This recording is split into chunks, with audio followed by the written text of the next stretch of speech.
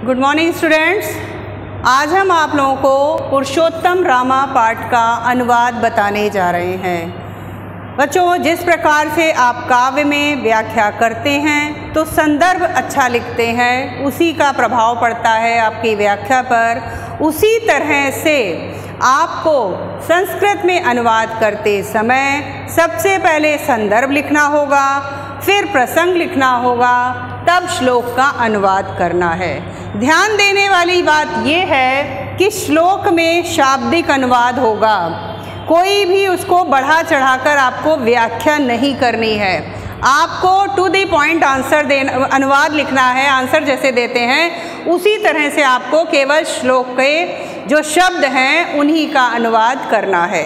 तो हम पहला श्लोक बताएं, उससे पहले हम आपको बताएंगे कि आप लिखेंगे इसका संदर्भ बहुत अच्छे से कि प्रस्तुत श्लोक हमारी पाठ्यपुस्तक हिंदी के संस्कृत भाग के पुरुषोत्तमा रामा नामक पाठ से उद्धृत है। प्रसंग में आप देंगे कि प्रस्तुत श्लोक में श्री राम के उत्तम गुणों का वर्णन किया गया है, या प्रस्तुत श्लोक में पुरुषोत्तम राम के जो गुण हैं उन्हीं का वर्णन यहाँ पर किया गया। ये प्रसंग होगा। उसके बाद तब आप अनुवाद लिखेंगे। जो भी श्लोक होगा उसका अनुवाद लिखेंगे और पहला और आखिरी वर्ड जरूर लिखेंगे, ठीक है। तो पहले में क्या कहा है? इक्ष्वाकु वंश प्रभवो रामो नाम जनय श्रुता। क्या कह रहे हैं? इक्ष्वाकु, राम का वंश था। कौन सा? इक्ष्वाकु। इक्ष्वाकु वंश में उत्पन्न, प्रभो माने उत्पन्न, रामो नाम जनय श्रुता, राम का नाम लोगों के द्वारा सुना जाता है। नियतात्मा महावीर्यो द्युतिमान धृतिमान वशी। क्या अनुवाद है? वो अपनी नियतात्मा मतलब अपनी आत्मा को वश में करने वाले हैं। महावीर्यो माने बहुत वीर हैं, पराक्रमी हैं। द्युति माने होता है चमक, कांतिमान है, उनके चेहरे पर एक कांति है, कांतिमान है।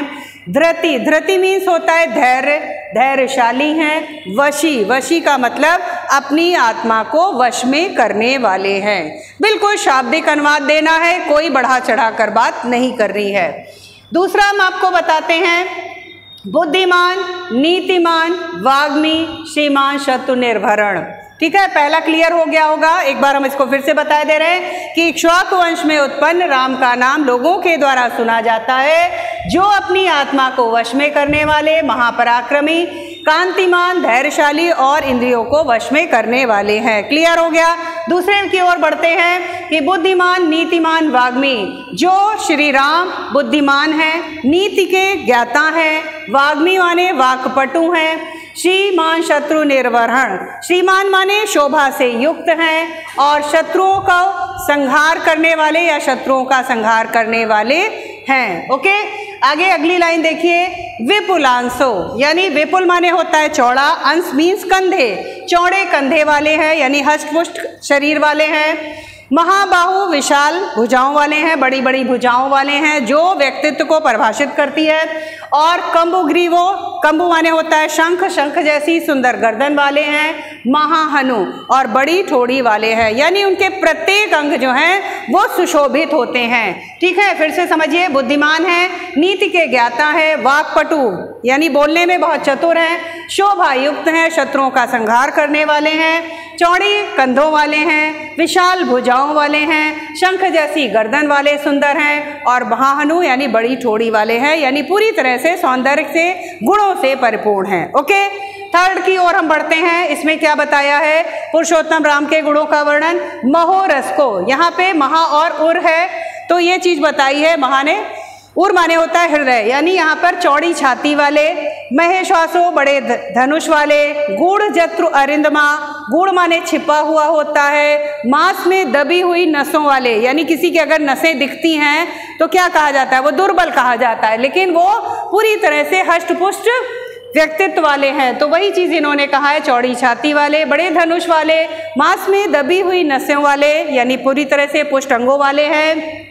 आजानुबाहु, आजानुबाहु कहते हैं जिनकी भुजाएं घुटनों तक छूने वाली यानी लंबी भुजाओं वाले हैं। सुशिरा, सु मीन्स अच्छा, शिरा मीन्स सिर, सुंदर सिर वाले हैं। सुललाटा, सु मीन्स अच्छा, सुंदर मस्तक वाले हैं। सुविक्रमा और बहुत ही ज्यादा पराक्रमी हैं। क्लियर हो गया होगा। एक बार फिर से हम इसको पूरे को बोल रहे हैं कि चौड़ी छाती वाले, बड़े धनुष वाले, मांस में दबी हुई नसों वाले, अरिंदमा और शत्रुओं का दमन करने वाले, आजानुबाहु घुटनों तक लंबी भुजाओं वाले, सुंदर सिर वाले, सुंदर मस्तक वाले और बहुत ही पराक्रमी हैं। ओके, क्लियर हो गया। अब बढ़ते हैं चौथे की ओर। चौथे श्लोक में कहा है सम विभाग तंगा, यानी समान रूप से बराबर विभक्त अंगों वाले हैं। ये नहीं कि कोई व्यक्तित्व में उनके, कोई शरीर के सौंदर्य में कोई कमी हो, कोई अंग कोई खराब नहीं है। कहने का मतलब यह है कि सभी समान रूप से सभी विभक्त अंगों वाले हैं, यानी उनका जो भी शरीर का व्यक्तित्व है वो पूरी तरह से भरपूर है। स्निग्ध वर्ण, स्निग्ध माने होता है चमकीला, वर्ण माने रंग, बहुत ही चमकीले यानी सौंदर्य से भरपूर रंग वाले हैं, चमकीले रंग वाले। प्रतापवान यानी पराक्रमी है इसलिए प्रतापी हैं। पीन वक्षा, फिर वही कई पर्याय आए हैं बच्चों यहाँ पे। पीन वक्षा मीन्स भी चौड़ी छाती वाले कहा जाएगा। विशाल अक्षो, बड़े बड़े नेत्रों वाले हैं। लक्ष्मीवान है यानी शोभा से युक्त है। यहाँ लक्ष्मी धन वाला बात नहीं हो रही है, लक्ष्मी का मतलब है यहाँ पे शोभा, तो शोभा से युक्त हैं। शुभ लक्षणा और हर प्रकार से शुभ लक्षणों वाले हैं। ओके, क्लियर हो गया होगा। एक बार फिर से इसको देखिए। श्री राम समान रूप से बराबर के विभक्त अंगों वाले हैं, चमकीले वर्ण वाले हैं, प्रतापी हैं, चौड़ी छाती वाले हैं, बड़े बड़े नेत्रों वाले हैं, शोभा से युक्त हैं और शुभ लक्षणों से युक्त हैं। ओके, क्लियर हो गया। पांचवें की ओर बढ़ते हैं। पांचवें में क्या कहा है देखिए। धर्मज्ञा, जिस भी शब्द में ज्ञा लगा होता है इट मीन्स कि ज्ञा माने ज्ञाता, वो श्री राम धर्म के ज्ञाता हैं। कहीं पर भी आप थे नहीं लगाएंगे क्योंकि पुरुषोत्तम श्री राम हमारे बीच में हैं, उनके किसी भी श्लोक में आप थे नहीं लगा सकते हैं। धर्म के ज्ञाता हैं। सत्य संधश्चा, चा लगा है, और सत्य में निपुण रहने वाले हैं। प्रजा नाम चा हिते रता, प्रजा के लिए हित में लगे रहने वाले हैं। रता माने जो डूबा रहे किसी कार्य में, ठीक है। यशस्वी, ज्ञान संपन्ना, शुचिवश्या, समाधिमान, और क्या कहा है, यशस्वी हैं, ज्ञान से संपन्न हैं, शुचि माने पवित्र आचरण वाले हैं, वश्या माने इंद्रियों को वश में करने वाले हैं, और समाधिमान माने एकाग्रचित्त रहने वाले हैं। एक बार हम इसको फिर से बता रहे हैं, ध्यान दीजिए। श्री राम धर्म के ज्ञाता हैं, सत्य में लगे रहने वाले, असत्य में रत रहने वाले हैं, प्रजा के हित में लगे रहने वाले, कार्य करने वाले हैं, प्रजा के हित में कार्य करने वाले हैं, यशस्वी हैं, ज्ञान से संपन्न हैं, शुचि यानी पवित्र आचरण वाले हैं, अपनी इंद्रियों को वश में करने वाले हैं और एकाग्रचित्त रहने वाले हैं। ओके स्टूडेंट, तो ये मैंने 5 श्लोकों का अनुवाद आपको बताया है, बहुत ध्यान से समझेंगे। Thank you.